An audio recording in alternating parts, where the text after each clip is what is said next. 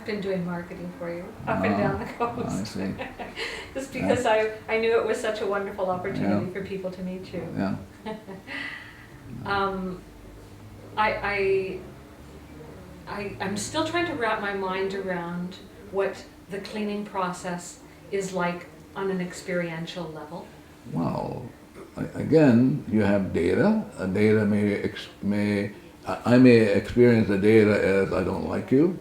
Okay, let's say that data Sure. says in my mind I'm going, oh my God, and I have to put up with this bullshit stuff. Right. Blah, blah, blah, and I go, oh, I get to clean with that. Right. What's going on in me? Right. And I didn't know I had it. Right. So I can say to that data in me, I love you. Thank you for giving me one more chance to let you go so that I can be free. Right. So the Ho'oponopono is about saying, I'm sorry, please forgive me. And then the I'm sorry, please forgive me can be said in a different way. I love you, thank you, blueberries, M&Ms, the whole kit and caboodle. Yeah. But the notion is that it's my responsibility, totally. It has nothing to do with you. Right. Yeah. And so you're talking to not the person, but to I'm talking to myself. yourself. Yeah, specifically I'm talking to this inner child in me who is suffering because I'm holding on. So the Ho'oponopono is, you're asking questions, but it's an engagement process. Like you say, you're trying to wrap yourself around it. The Ho'oponopono is about letting go. Right. It's just let go, boom, the data goes, and all of a sudden you get inspiration to do something it never came out for you to do. Right. Yeah. In the introduction to Zero Limits, Joe Vitale talks about programs that go back to the beginning of existence. Yeah. Could you talk a little more about that? Yeah, when coming back again to Shakespeare, and when we were initially created at the beginning, we were nothing, blank, no data, perfect in every way. Didn't have to think, didn't have to make money, didn't have to do any of this sort of stuff. So no data playing. And then out of that no data, which is what Buddha called void, up comes this, what Buddha called enlightenment, which is the source of the light. And then that source of the light decided, and I don't know why and how come, and I'm not interested, decided to create each one of us, and created each one of us infinitely zero. So that's how we began. And so what does it mean to be infinitely zero? It means we experience heaven on earth, nirvana, art, beauty, love, until something came along, and it brought darkness. Yeah. Yeah. Are you in that state of bliss, nirvana? If I was in that state, I would not be here sitting with you guys. I'm here because I have stuff to let go. But clearly you've had a considerable degree of success based upon your having emptied a psychiatric hospital. I don't know what that means, success.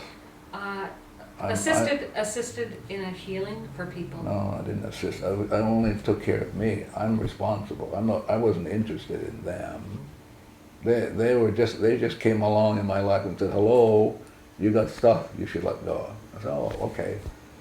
So I didn't do it for them. They're just mirrors then to yourself? More importantly, more specifically, more precisely, that we had shared memories. Ah. Yeah. Yeah.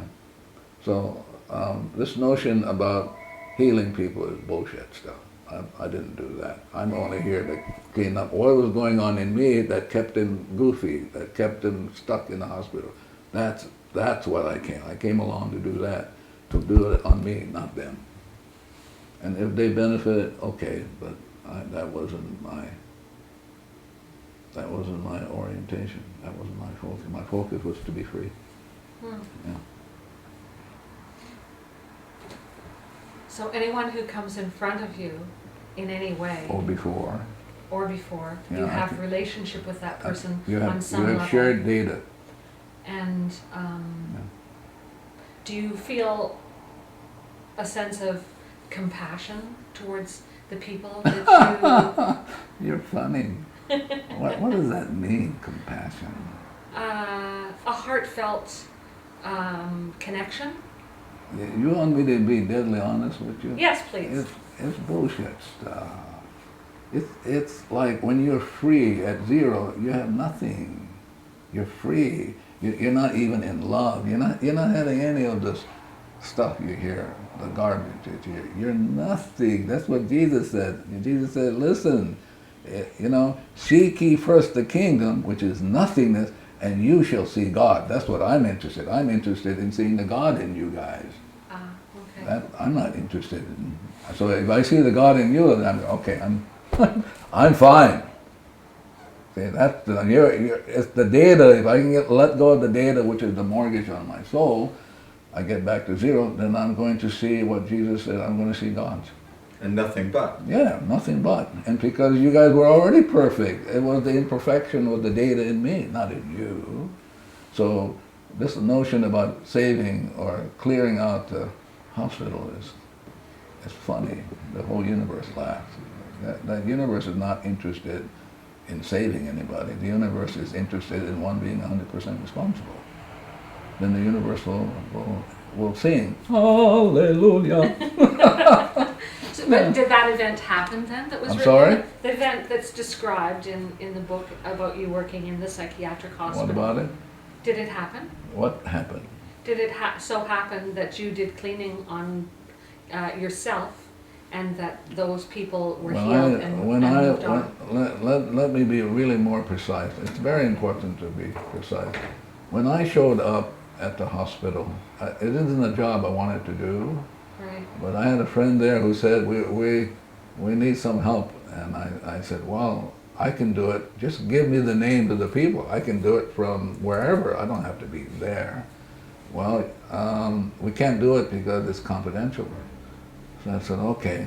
And maybe after a year or two, I finally relinquished and went. And so when I showed up, all the seclusion rooms were used. And there were people, several people daily in restraint, physical, that sort of restraint.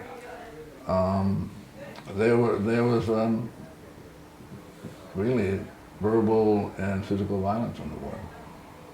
So I just did my cleaning. What was going on in me that I'm experiencing?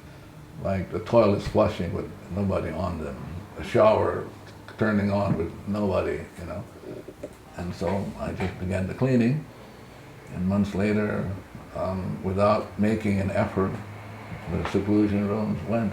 Nobody ended up in the seclusion rooms.